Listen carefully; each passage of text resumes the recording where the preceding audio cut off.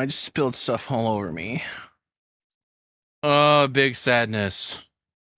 Absolutely big sadness. Oh. Holy crap. Okay. So, this is Struggling with Gen Z's Attachment Issues by Suburban Will. I've seen a couple of his videos through other VTubers. I've not watched this one. I'm interested on his take where he's obviously very much in the shit when it comes to the newer generation. And his take is very much so caught between like people of my gen and the younger Cocomelons coming up after him. Which I can understand is probably really sucks to be in that position right now, where it's like people with me and my age, we're in the spot at the moment where it's like I should be able to do something like okay, but obviously things are so fucked I just can't like improve. But there was an opportunity when I was younger, or there's an idea of an opportunity when I was younger that I could. And then now people this age are just like, yeah, our future's just gone, I guess. It's all gone. It just sucks, I guess. Let's deal with it. All right, so I'm going to get on with this one. Hopefully the volume on this one is okay as well. I did go through and adjust things a bit to make sure that everything is fine. Okay. Go to my, here we go. All right, starting this one. 3, 2, 1, whack. You ever have that one person in your life where it feels like you two are never on the same page? Like you tell them you like chocolate, but they always get you vanilla, or you two can never decide on what show you want to watch, Mochi. Or they just don't get your sense of humor, so every time you try to make a joke, it's really awkward. Hate that. People can be very different sometimes, and this makes connecting with others hard. I've talked before about how as we're getting older, Gen Z is struggling with things like making new friends and starting relationships. I love that he uses Takun for himself. The solution is to just put yourself out there more and reach out to people. But things are often easier said than done. Every day, people are writing think pieces and posting TikToks about red flags or complaining about how fake. I've seen that before. Like there's a video series I watched where people talking about red flags and icks. And it's just mostly things that people do in their normal everyday, that if you're to walk outside and you watch somebody like, yeah, a guy adjusted his baggy pants, people are like, oh, that gives me an ick, or give me a, like, that's a red flag. It's so weird now how it's such an extreme for so many people. There are things that there should be obvious red flags that have been around forever that we've kind of over sexualized to a point where it's like just memed upon now, and things that were just you being kind of a dork or weird or just being you is a big red flag. But yeah, it's fine. It's good. Future's good. All their friends are. And sure, some of these things are valid. Dealing with people you care about can cause a lot of stress sometimes. I've even seen people who prefer to talk to an AI instead of a real person because dealing with people is too complicated. Character AI, could you be the thick Latina ex Shadow the Hedgehog for me? Please. Boy, character AI and ChatGPT and its effects on the world in this generation, it's fascinating to watch. We're going further into the timeline in which people don't understand how to take a proper screenshot anymore and always just take an image with their phone and then put that on the internet. It's sad. Could you hit 4, please? Thanks. Hot one out there today, huh? Yeah. Today is quite warm with a high of 88 degrees. He's reading off his phone. That's awesome. Thanks for the report, weatherman. By the way, if I'm in the elevator, don't talk to me. Really don't perceive me. Thank you. Shoes are essential for protecting one's feet as well as providing support for the spine and skeletal system. What? Wait, are you using ChatGPT to respond to me in real time? I think this is my floor. But whether it's friends, family, or someone you're dating, relationships are a two-way street. A few years ago, I learned about a concept called attachment styles, and they helped me identify some of my own behaviors that were affecting my relationships with people. I think that when you know how you and someone are different, it makes it easier to find the things you have in common. And that's why knowing your attachment style can be helpful for not only having healthy relationships, but starting new ones too. All right, so because I'm a lonely hikikomori weeb man, I have discovered in a way what my attachment styles may be, and they're all incredibly unhealthy because they rely way too much on emotional attachment to another person over just being able to connect with them on like a general level. I either have to really, really click with you, or I hate to say, and this is no offense to anybody that I know, you're just like a person. I mean, like, yeah, it's cool. It's nice to hang out and whatnot, but it's like, for me to really mesh with you, it has to go to an extreme.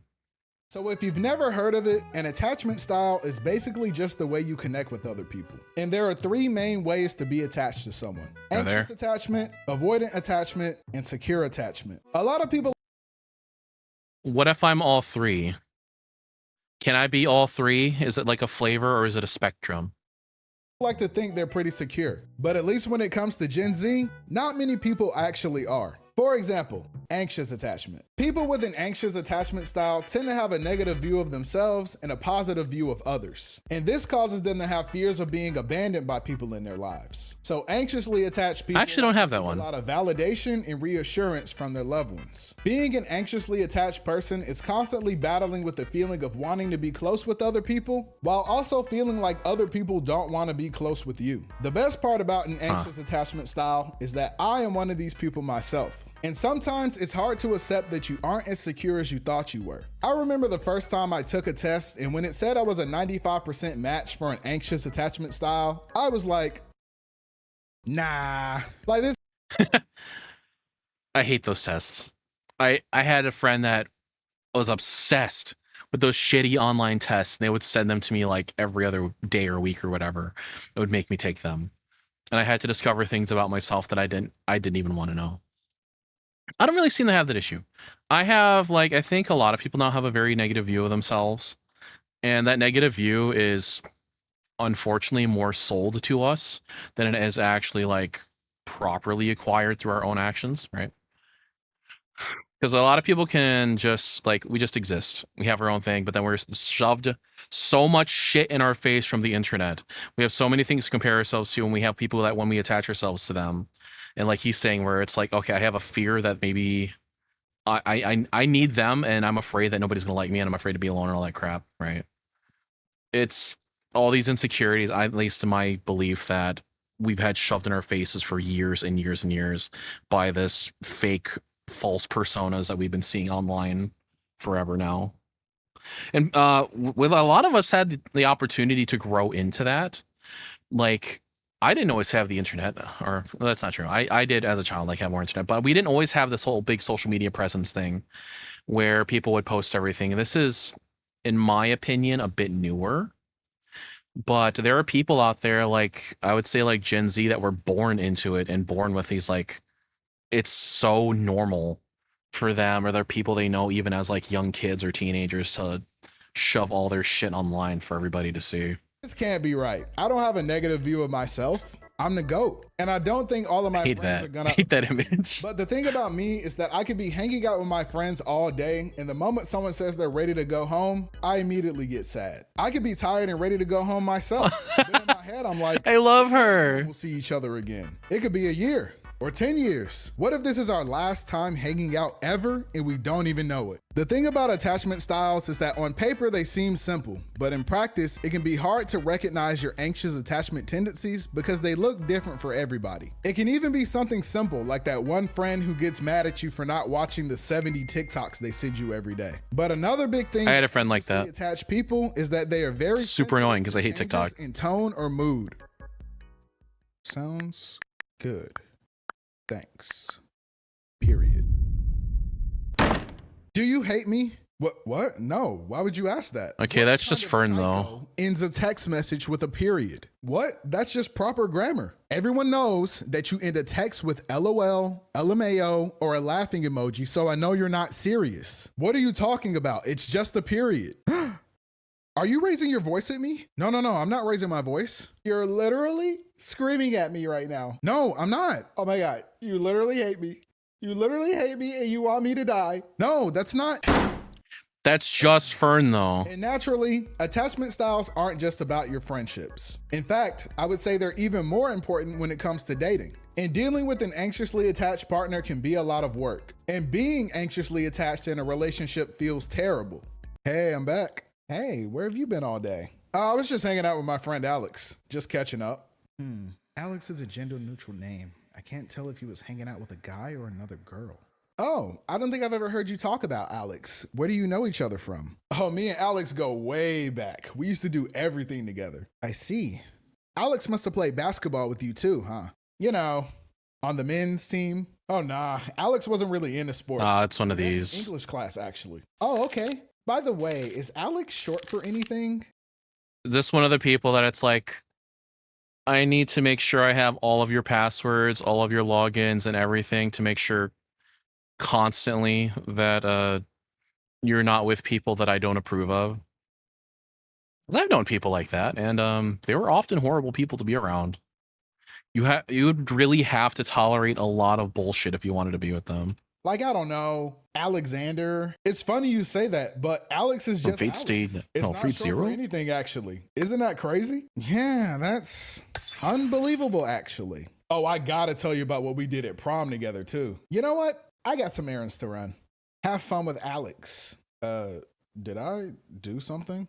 A lot of times, anxious attachment styles are associated with women, and men are thought to be more avoidant. But there are plenty of anxious men out there too. But a lot of He guys said try the to part act I was thinking. so they don't seem clingy. I know plenty of guys when their girl is going out, they're like, "Bro, I'm chilling. I don't care what she doing for real." But he's up all night checking her location every 5 minutes. Anxiously attached men are just as common and can be equally as dramatic. "Hey babe, I'm going out with the girls tonight. You sure you're gonna be okay?" "Babe, it's fine. I'm a real man. I'm not insecure. I trust you. You're the best. I'll text you once we're at the bar, okay? Love you." "All right, later. Have fun, be safe." Slips the Apple tracker into their purse. What am I gonna do? Why hasn't she called me yet? It's been 2 whole minutes. I bet her ex is there and she didn't even tell me. Sarah's probably convincing her to cheat on me right now. You know, I knew she never liked me. I have an audio about that on my Goes channel. out without her boyfriend anyway. She probably already found someone else and forgot about me. I bet he's taller than me too. But I've been drinking so much that I'll call anyway and say, fuck. Hey babe, I'm back. Back already? I was enjoying some peace and quiet. Yeah, it was fun, but Sarah had way too much to drink, so we left the bar early and just chilled at her place. Classic Sarah. Gotta love her, right? How was your night? Fucking Sarah. Oh yeah, I just chilled. Definitely didn't have an emotional breakdown or anything like that. Having an anxious attachment style isn't easy. And even if you're aware that you aren't thinking rationally, sometimes you can't stop feeling the way you feel. So it's important that you set boundaries for yourself. And as an anxious person myself, this is hard. Yeah, don't expect me to have any proper motivation or standards for myself. I can't do that. I can barely stream. I can barely make content. Don't tell me to have expectations, god damn it. It's so hard. It's so hard to have any form of limitations or expectations upon yourself. It sucks. Oh, it sucks so much. Everyone knows that it's not a good idea to get upset and go crazy on your partner just because they were slow to respond to a text or because they spent time with a friend. But I think one thing anxiously attached people tend to do is blame themselves for everything wrong in their relationships. Trust me, I know how it feels to be so desperate for someone's attention that you let them walk all over you and your feelings. Me! Things to work out with a person so badly that you let everything be your fault just to keep. Oh my god, that's how it was with me. Oh, he understands. I've had a couple relationships where it's like, I'm very easy to essentially use. And I've had situations in which I was like, okay, yeah, I understand. I'm sorry. It was my fault. You're right. I didn't mean to be like that.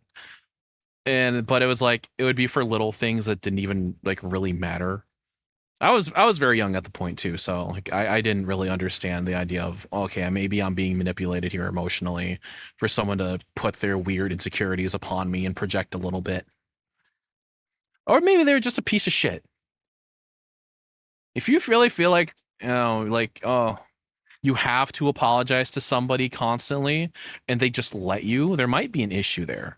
But if somebody is like, hey, you know what, you're fine, it's cool, you didn't really do anything, you're just, I understand maybe you're feeling a certain way, that's whatever. somebody who's understanding of the kind of like can read the kind of person you are, that's the good one.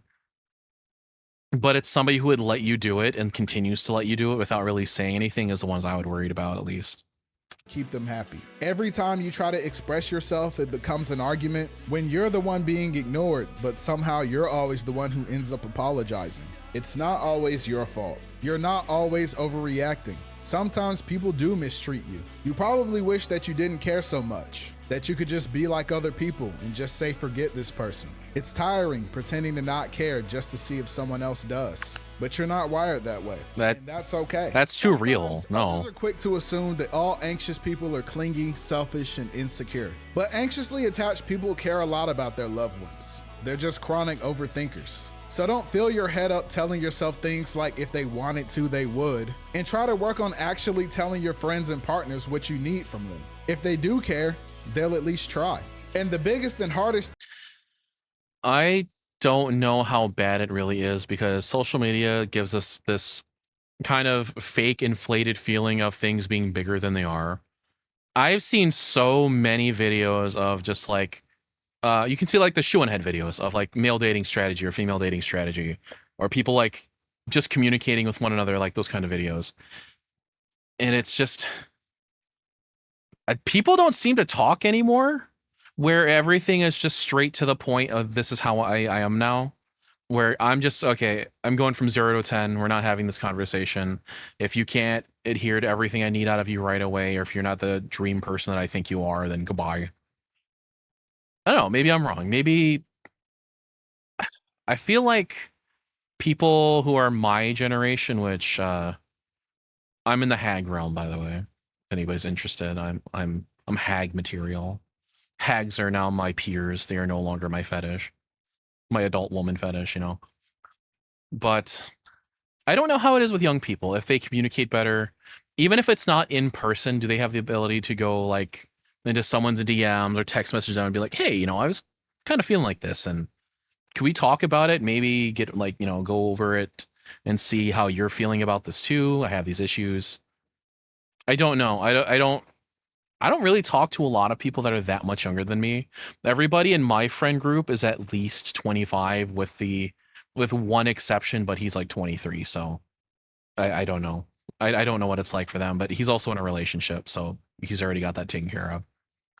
Thing people with an anxious attachment style need to learn is how to give people space. When you and someone you care about aren't seeing eye to eye, you might be in a rush to want to fix things before they can abandon you forever. Sometimes people just need time to figure things out, and pressuring them to talk before they're ready isn't going to do either of you any good. And also, sometimes anxious people need space too, even though we're pretty bad at taking it for ourselves. Your instinct is to rush to patch things up with someone before they can walk out of your life, but sometimes you need to reflect on what went wrong so you can actually grow from it. So learn to take space for yourself too. You'll honestly feel a lot better when you do. The people in your life do care about you and value you. People really do notice when you go the extra mile for them, and hopefully they'll learn to let you know that. Just remember that if not always responding to you, even the people who do actually love you, not always, because you have a bad habit of texting people at 3 a.m. On the other end, you have people with an avoidant attachment style. Avoidant people are kind of the opposite of anxious people because they tend to have a positive view of themselves and a negative view of others. So while an anxious person like narcissism in a way and closeness with others, an avoidant person prefers to avoid that. And sadly for me, many of the people in my life are avoidant. And an anxious person, I love free an avoidant person is a bad combo. Avoidants are people who need a lot of space. And if it's not given to them, they take it anyway. So trying to pull an avoidant person back into your life when they're pushing you away only makes them push even harder. They're like a cat. They're just like a cat. They need the attention when they need the attention and no other time. Like Bossy, when he's sleeping or laying down, when I want to pick him up and pet him, he gets really pissy about it. But there are times he'll come over and nuzzle my leg and stuff. He's like, okay, attention now, give. They're like cats. They're people, but cats. They're like Neko Mimi. I don't know. Like so far these two, which I would be, because like I get an attachment to people, but I need like a weird extreme attachment to really connect with them and actually give a shit. But I also I prefer my space. I like the ability that I can leave whenever, that I can go whenever, and have my alone time and stuff. In fact, I prefer having more alone time than I do conversation time, even with my friends online that I speak to every day. I have to. If I don't go be by myself for a while and do my own thing, I just go nuts. I get super irritable about it. I think that avoidant attachment styles are more commonly associated. But I'm not with big men, into myself since where I'm men like, are oh, known I'm to be good and more I'm closed better. off and don't like talking about our feelings. Like many avoidant people, men tend to see emotions as a distraction and that they should be minimized as much as possible. They also Yeah. feel independent as well. So it's not like, okay, so I don't know if anyone here is old enough or has this issue, right? So I'm from the generation of like, oh, you want something to cry, I'll give you something to cry about, right? So it's not like, oh, I can't really express or I don't want to express. It was kind of beaten out of us. I know a lot of people my age and older had that as well, where at least men had emotions essentially, or the ability to express emotions, the shit beaten out of us. I don't know what it's like for younger generations with this, because I know that kind of treatment is a bit more looked down upon now than it was like more widely accepted before, where it was like, okay, yeah, you mistreating in public, you're getting the hand, you're getting smacked the fuck out by mom or whatever. You want to play that game as a child where you're in the clothing section of the store and you want to run through all the clothes because it's like a cool little hideout, you're gonna get yanked and fucking hit.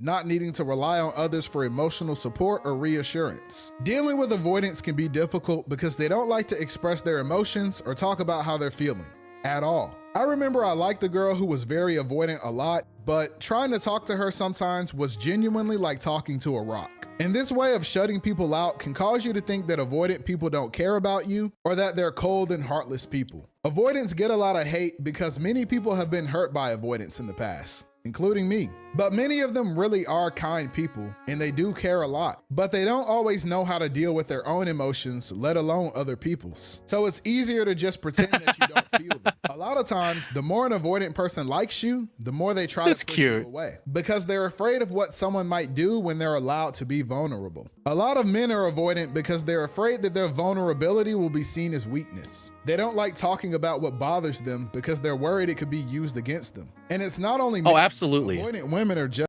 Well, so I can speak for dudes in relationships. I can't speak from the woman's point of view, from your funny chromosome point of view. But it's like there's a huge fear that speaking out, saying how we feel, or saying like this is like what's going on in the moment, easily used against us. Easily. Where I've had that in my life before, where I've had points where I was horribly depressed. I felt like shit. I couldn't really say anything. And the moments that I did say anything, I knew it would come back to like bite me later. It'd be like, I'm not feeling my best right now, or I'm tired, or I'm in a lot of pain. And it would instead, our worries would be turned into insults. And I think a lot of guys have that fear that your worries and your fears and the things you actually feel are going to be turned into a weapon. Just as common. So how's things going with that guy you're talking to? Honestly, they're great.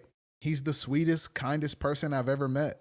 Sato told her that they'll do the rest when she gets back. And I feel like I can just be myself around him. Wow, that's so good. So you really like him? Yeah, I do like him. Too much. Wait, what? He's everything I've ever wanted in a guy, but that makes me feel weak. So I haven't texted or called him back in 2 days. What? Why? I don't know. When we're apart, I miss him so much, but when we're together, I just feel like I need space. I'm not going to say who, but I know somebody who was like this, where they said they were dating the perfect person. The person that they were they were kind, they were sweet, they were thoughtful. Everything they did was perfect. They were always so nice and caring, and everything they did, they were good at. No, it didn't matter what. They were just the kind of person that could pick something up and be good at it. And the person that I knew was so off put by that concept. They were like, I literally can't be with you. It's too much for you to be this good. I can't be with somebody who I feel like rivals me. It's so weird, but in a way I can understand it. Because seeing somebody be just good or better at things can also, in its own odd way, be a little hurtful. because we can see the things that we aren't at sometimes, or the things that challenge us and who we like think we are. Well, don't you think you should reach out and talk to him if that's how you feel? Probably. But I think I'm gonna wait for him to quadruple text me first. Don't you think he'll be upset that you haven't spoken to him? I'll just tell him I've been busy. But really, I've just been distracting myself so I don't have to confront my emotions. Yeah, that's the way. Serious issues. Yeah, my therapist said the same thing. Avoidant people need space. And honestly, you're entitled to that. Sometimes being around people and catering to their feelings can prevent you from focusing on your own. However, if you care about the people in your life, you should probably communicate when you're about to go ghost. In my experience, avoidant people have a tendency to just disappear. Everything will be going great between you two, and you feel like you're getting closer to this person, and then boom, they stop responding to you. And then a while later, they pop back up like nothing happened. This sucks. And unfortunately, there are a lot of people I see on social media who see no issue with this. The truth is that while you might feel like you want to disappear sometimes, there are still people in your life who care about you. And just going ghost can cause them to worry about your well-being or even your relationship with them. You don't need to give people your whole life story, but you're also not the only person in the world who goes through things. Just reaching out to let people know you need some time to yourself is something everyone can understand. It's easy to do. I think that's fair. That's fair for things where just maybe if you do need your space, be like, hey, I'm gonna head out for now. I'm gonna do my thing, or I need to disappear. I think that's very fair for someone to bring up. People as cold and uncaring. And a lot of times, they've already told themselves the same thing. They know they're bad at reaching out, but after so long, they start thinking you don't like them anymore, so they shut you out even more. So unfortunately, when dealing with an avoidant person, you're probably gonna have to swallow your pride and do most of the reaching out yourself. Even if they're the one in the wrong. That's hard and scary. You kind of have to be the one to leave the door open for them. And while an anxious person would sprint through the door, an avoidant person will wait for you to come drag them inside and lock the door behind them. One of the hardest things to do with an avoidant person is getting them to open up. They can be extremely guarded and even defensive, which can be frustrating to deal with. Yeah, he's great, but I just can't get him to open up and be vulnerable with me. He's so closed off sometimes. Yeah, guys can be like that. Has he ever opened up with you before? Not really, but there was this one time we got in a fight over something kind of petty. Yo, look, they got Goku cereal. I gotta cop these. Really? You're gonna spend extra money on cereal just because there's an anime character on it? Yes. Oh, yeah. The amount of shit I would get in my life that just has anime on it is so sad and depressing. My God. I wanted the little apple pie from McDonald's that had Beto on it so freaking bad. I just didn't have, I don't know how to describe this, and this is sad really, but like, we'll call this, I don't have McDonald's apple pie money. I wanted it so bad, even though I don't give a crap about Gen shit or Gen Shrek, right? Beto though, best girl, oh, on my little apple pie box. I guess it is kind of silly, huh? Dang, that was kind of cold. Yeah, but I didn't realize it meant that much to him. I tried to apologize, but he kept telling me I didn't get it, but he wouldn't tell me why. It's just cereal.